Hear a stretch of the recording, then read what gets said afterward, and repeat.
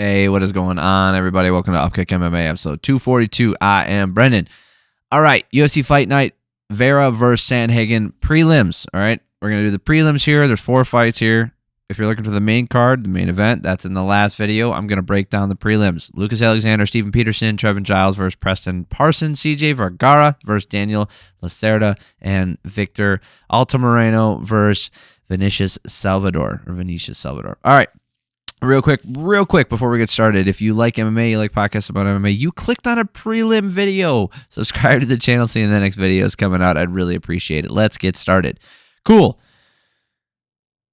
Lucas Alexander taking on Stephen Peterson. Obviously, this was not supposed to be the featured prelim. It was supposed to be Daniel Pineda versus Tucker Lutz, but there was a fight that fell out. We don't have to get into it. It's not worth it. Let's talk about this one-sided fight and a guy retiring. So Lucas was kicking at distance, keeping range. Peterson just couldn't reach. Peterson not able to land any real significant strikes halfway through the first round, just not finding his groove.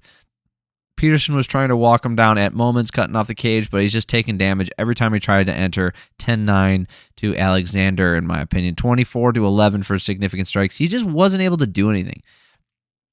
Peterson was having issues moving on that lead leg now. He was just taking so many leg kicks. He took, 7 of them? 7 of those leg kicks in the first round, and in the second round he took 11 leg kicks. He just couldn't move around. Alexander was just doing whatever he wanted. Peterson couldn't move or reach him. Second round worse than the first, 27-8 in favor of Alexander. Alexander was still doing the same thing that he was doing before. It was really, honestly, he just, there was nothing different about the rounds except Peterson's output went down, or he landed less every round, and Alexander landed more every round, right? Other than that, they looked exactly the same. Peterson ended up retiring. I mean, he's had a little bit of a go. He's not the youngest fighter, obviously. He's in his early 30s, but he started a little bit late. He got to the UFC a little bit late. His first real UFC fight was in 2018 against Brandon Davis. And he's only had 3 wins since being with the promotion, and now 5 losses. He obviously made it into here having that banger of a fight, having a split decision loss on the Dana White Contender Series. So he didn't even start his UFC career by getting a win in the Contender Series. So hardworking guy, clearly. He's a blood and guts guy. He doesn't give up. Going out, well, the going's good, in my opinion. Getting out of a sport where to his own words, the sport is passing by. It's someone else's time, and I appreciate when someone does that kind of stuff, and now he's going to move on to coaching. So good on him. And also, freaking Lucas Alexander is the real deal. The dude, he kicks really freaking hard, man. Holy shit, he kicks hard. I was feeling it through the TV screen. Preston Parsons taking on Trevin Giles. Okay, here's another one, eh? Another one of these decisions. We'll go look at the scorecards afterwards. So Parsons right in on the takedown. Giles turned it around on the fence. Giles was landing a great jab. He was slipping the shots and landing his own. Parsons landing a really nice right hand, but then he's getting outstruck out there. Parsons hurts him with the right hand in tight, and then on top landing elbows. Giles went for a buggy choke at one point to slow down the onslaught. The announcers did not know what a buggy choke was. I thought that was funny. So they're all 3 of them, Brandon Fitzgerald, Michael Bisping, and even Paul Felder, right? They all 3 of them, as Giles was throwing up that buggy choke, they're like, yeah, I don't know what he's got here. This is nothing. He's got nothing there. It's not the most effective thing, but it can be, and it also locks them down so they can't do anything. So it's a good way for him to recover. As far as what I was seeing, it seemed like a good place. But then Laura Senko luckily texted Bisping telling him it was a buggy choke. But yeah, it was a buggy choke. Nothing was doing, and I don't think I don't know if the judges knew what that was either. Anyway, it was a close round. If Trevin landed a little bit more at the end. Oh, yeah, Giles went for a buggy choke to slow down, ended up getting caught in an armbar, but swept, and then ended up getting on the top on his own. So it was a close round. If Trevin landed a little bit more at the end, I thought he would take it. As it stands, that knockdown for Parsons gave it to him. So Apparently, the striking numbers were even, 14-14. I guess some of those stuff on the ground, those 3 significant strikes are what put. Those were Giles. That's what tied it up. I thought Giles landed more strikes in that round, but anyway, I gave that first round to Parsons. Parsons was pressuring, trying to grind it out as he wades in through. He was just taking jabs right to the face. Parsons got the takedown against the fence, but they got right back up. Parsons failed on the takedown, and then Giles was on top, and in my opinion, that was his round. 18-13 in favor of Giles for significant strikes. Control time was even, but that was really a non-scoring for me. The jab from Parsons was snappy. Parsons was pressuring really hard, landing the low kicks and staying in tight. Parsons gets a takedown, figure fours the legs, but they get back up with almost no damage. Parsons worked through the damage and got another takedown, applies pressure on the arm triangle, but can't get it, and then he ends up losing position. Giles ends the round on top, landing damage. It's another close round. It depends on how much credit you give to that arm triangle. I didn't think it was that close, so I gave it to Giles. I had him up the last 2 rounds. So I had him up 29-28. If you look at the striking numbers, 23-15. But let's see here. Let's look at the judges' scorecards. All right. All 3 judges gave Parsons that first round. Okay, I agree with that. Salvador is the one who I disagreed with. So he gave it to Parsons. He gave that last round to Parsons. I disagree with him. If he thought that arm triangle was much closer than it was, then I could see it. I don't agree with it, but I could see it. Having a submissions close to finish. The other 2 judges gave the last 2 rounds the same way I did. So I don't agree with Salvador, but that one is defensible in my opinion. It is not ridiculous. So good fight for Trevin, Giles. Good fight for Parsons, to be honest. I thought it was a good fight. All right, let's talk about the most exciting fight of the night, shall we? I'm working my way through these. I know there weren't that many. CJ Vergara versus Daniel Lacerda. Holy crap. Okay. So, fight starts out. Lacerda's throwing really hard kicks up top and low. They trade hooks for a while. CJ was doing a really good job with the kicks to the body and to the legs, and then Lacerda glanced the head of Vergara with a spinning heel kick, and CJ was literally running away, not circling. No, he turned his back and he was sprinting away from the dude. Lacerda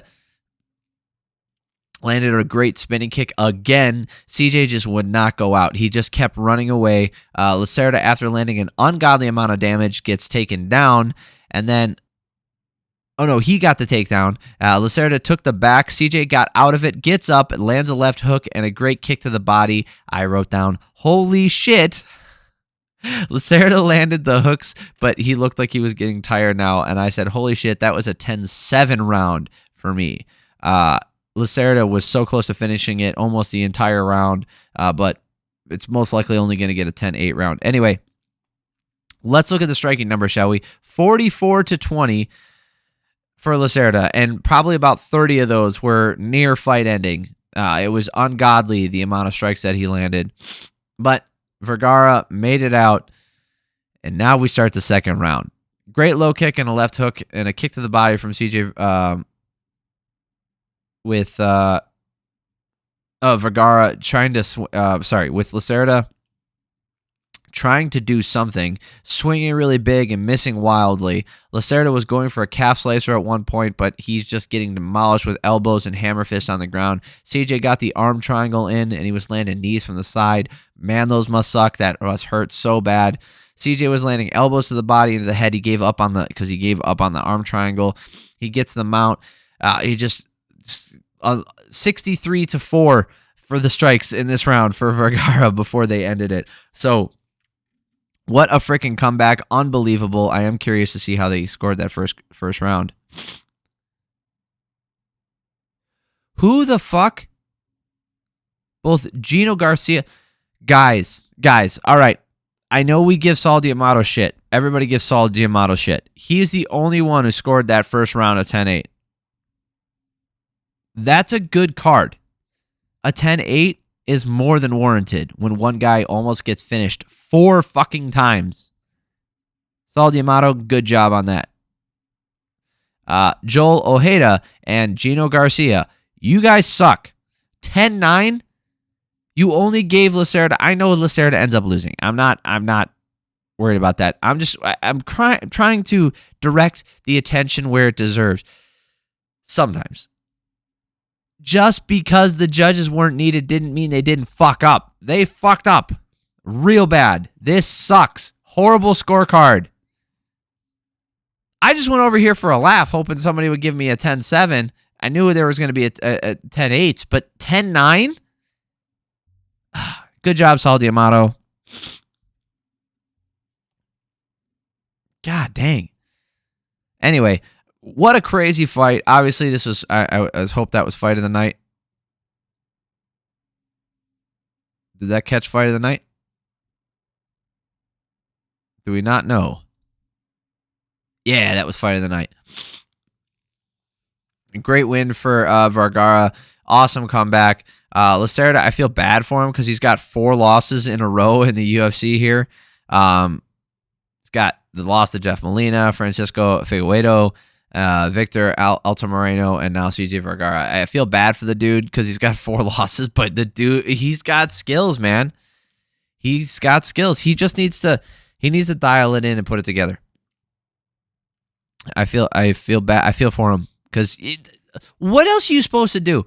You spinning heel kick the guy. He's on wobbly legs, literally running away from you. You land a couple good shots. He's almost out of there. You land another spinning kick, and he drops down to the ground. And you figure, like, what the hell do I need to do? Oh, God. And the thing is, I don't think the referee did a bad job. I think letting it go was the right decision there. Not in hindsight. I mean, in the time, I thought it was the right decision because he was still fighting back. But good grief. I feel bad for the guy. Vinicius Salvador versus Victor Altamirano. Okie dokie. Let's talk about this one, huh? Altamirano going with the hard low kick. So Salvador was swinging wide with hooks and chasing him down. He ends up getting taken down for it. Salvador was kind of lost on the ground, and he just muscled his way back up after about 2 minutes. Salvador was kicking the leg and then walking himself to the fence and waving Victor in. I don't know what the fuck that was about. Salvador threw bigger shots, but Altamirano landed enough and held him down for a decent amount. I had him up that round. He actually outlanded him as well. Altamirano landing 16-11 in favor of him. He landed in favor of him. The strikes were 16-11 in favor of Altamirano for significant strikes, and he also had 2 minutes and 28 seconds of control time on the ground. So easily a round for him. Salvador needed to get his shit together in the second round and stop screwing around. It's really weird to watch Altamirano throwing spinning back kicks all sloppy and then a low kick and then landing a decent shot. It was really weird. This fight was kind of just a slop fest. Salvador gets thrown. He gets a throne? What the hell? What an idiot. What? I wrote something so stupid. And he landed a couple of shots when Altamirano was down. Salvador landing a hard hook when Altamirano dips his head.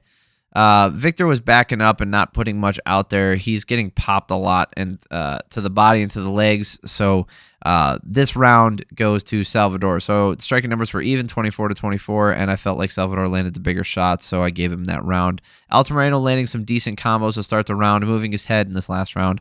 Getting the single leg takedown. Altamirano missing and getting kicked again, but works hard for another takedown. So Salvador grabs a fence to pull himself up. He just got a warning. And then he does it again, but just gets a warning. I don't understand that shit. Maybe the referee was gun shy because there were some complaints about people when they grab the fence, they lose a point, but they get the position. So now those guys are winning. So maybe he was just a little gun shy. I don't know. They're swinging wild, not always hard, but the thing is they were tired. You know, Altamirano was especially tired. They're just throwing around. It was horrible. This looked like really bad, B-level shit. Salvador was landing better down the stretch. Altamirano was still throwing. That last round was sloppy, and I had it close. I leaned towards Salvador, but looking at the striking numbers, I guess I was crazy. Striking numbers have it 22-12 in favor of Altamirano. I actually was rooting against Salvador because of those fence grabs. I was hoping Altamirano would get some credit for that. Maybe, I mean, it only says he got 3. I guess I just missed a lot of them or something. I was wrong here. Altamirano ends up getting the scorecards. All 3 judges saw it the same way, first in the last round for Altamirano. So that was just me. I must have just missed those strikes. I didn't catch him in transition. They saw it better than I did, so I screwed up. That's on me. I'm not going to hold to that one. It was kind of a sloppy fight, and it was all over the place, so I must have missed it. Anyway, that is it for me. If you're looking for the main card, the main event, you watch this one first. Go to that last video. It should be in there. So I appreciate y'all for stopping by. If you like this kind of stuff, subscribe to the channel so the next video is coming out. I'd really appreciate it. I cover the UFC, PFL, Bellator, all that stuff. 2 or 3 videos every single week breaking fights down. So subscribe. Subscribe, please. Like the video if you did like it. I would appreciate it. If this is the only video you watch this weekend, thank you. Thank you guys so much for your time. It means a lot to me. I love y'all. Have an amazing week.